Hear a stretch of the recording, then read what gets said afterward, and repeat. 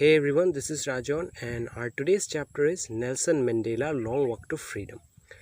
Now, this is the autobiography of Nelson Mandela himself, and in this, he talks about the journey of achieving South Africa's freedom and his involvement in it.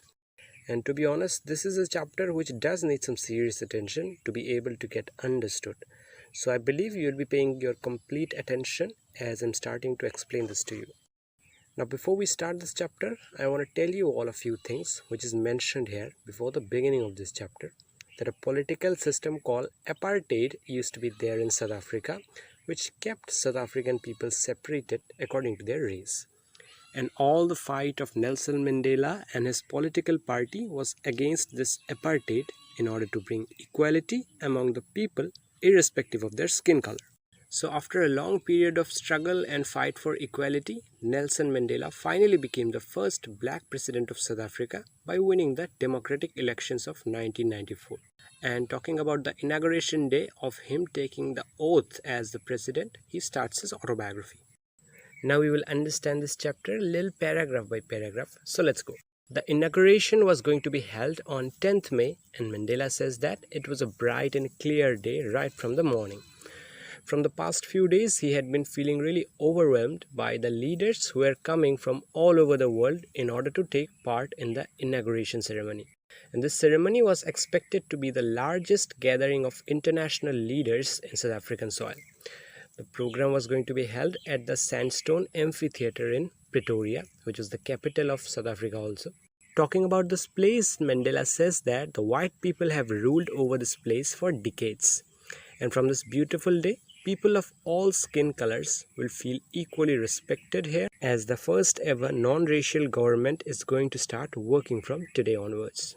On the inauguration day, Nelson Mandela went to the ceremony with her daughter Zenani, and first of all in the ceremony, Thabo Mbeki and Mr. De Klerk were sworn as the first and the second deputy president of South Africa respectively. Then Nelson Mandela upholded constitution and delivered a short speech, in which he said that today everyone has witnessed the start of newborn liberty by being present here. Even though the experience of shadism lasted for a very long period of time, still this new country of equality is something that everyone can be very proud of. He further thanked all the international leaders and guests for coming to South Africa and being present here on this beautiful occasion. He further added that this has been a great victory of justice, peace and human dignity by defeating poverty, sufferings and other discriminations. And lastly in the speech, Mandela said that such a memorable and beautiful day is not gonna come again in South African soil, and may God bless this country. After some time, some military jets and helicopters flied off over the Union buildings where the ceremony was being held, leaving behind black, green, blue and red color smoke, which were the new flag colors of South Africa. Also, the highest generals of South African Defence Force and police showed respect and loyalty to Nelson Mandela by saluting him. And Mandela was thinking about how fast time has changed, as the same generals and police who once arrested him are saluting him right now. After that, two national anthems were sung. One was of the white people, Nkosi Sikelel' iAfrika, and the anthem of the black people was Die Stem. Then Mandela says that how overwhelmed he was on the day of inauguration, just thinking about the fact that how times have changed, as he has witnessed. In the first decade of the 20th century, after the Anglo-Boer War, the white people of South Africa created a system of racial discrimination against the black-skinned people. The black people were treated in the worst ways human can be treated, but in the last decade of the century, the system of discrimination has been changed forever into a system of justice and freedom to people irrespective of their skin color. And Nelson Mandela couldn't be happier by actually being in the journey of changing this system. Mandela also remembers about the great leaders who fought and were involved in this journey of achieving freedom. So many of the greats lost their lives fighting for this justice and equality which South Africa has achieved now, and Mandela believes that he is the sum of all these people as he is able to lead the new country, and it's quite disappointing that those leaders will never be able to see this day of justice. Mandela thinks that the period of discrimination will not go from the hearts and the minds of South African people easily, and this rough period created great leaders and freedom fighters like Oliver Tambo, Walt Sisulu, Chief Luthuli, Yusuf Dedo, Bram Fischer and Robert Subwoke. This country is definitely rich in minerals, and the greatest wealth of this country is its people, who are finer than pure diamonds.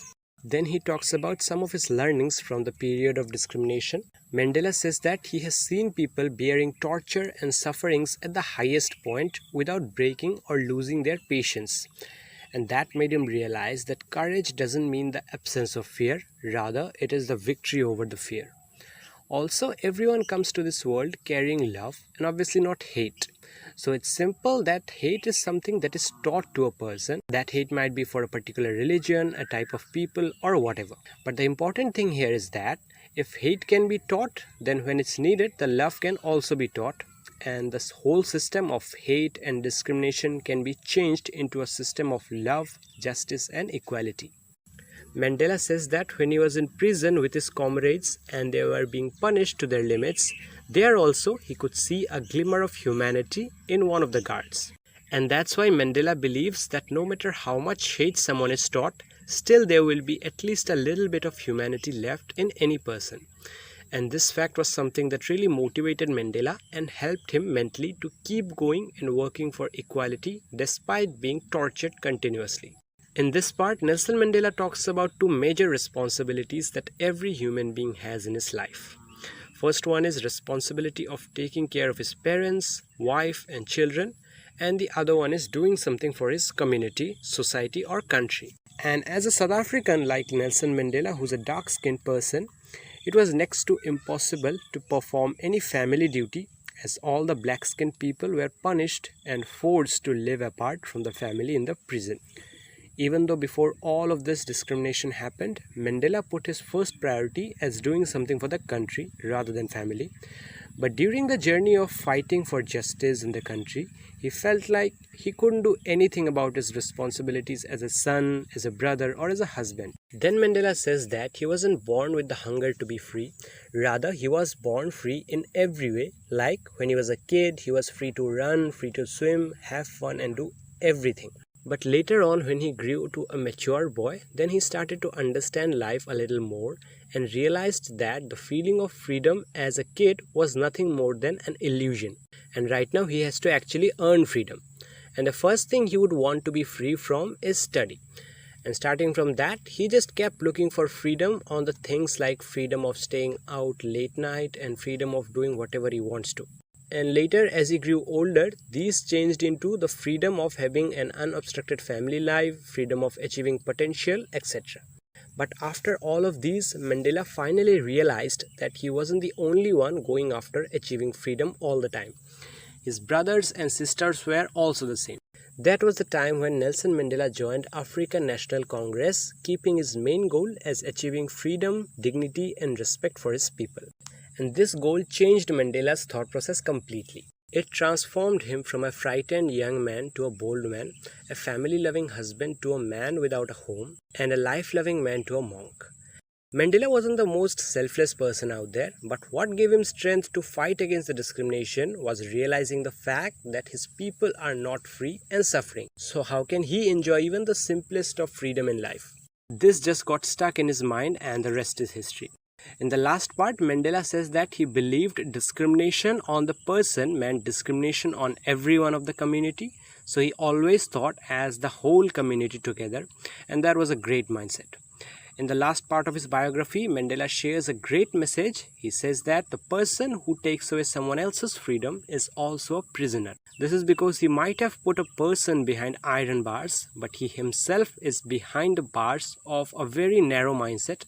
He himself is in a negative mental state filled with hate. So this was your chapter. It's about a great legendary person, Nelson Mandela, and I think you can take a lot of learning from this chapter. And as I said earlier, that this is not a very easy one, so you have to understand it very seriously. But still, if you have any confusion or any doubt related to any part, then let me know in the comment section, and I'll see you guys in the next video. Until then, take care.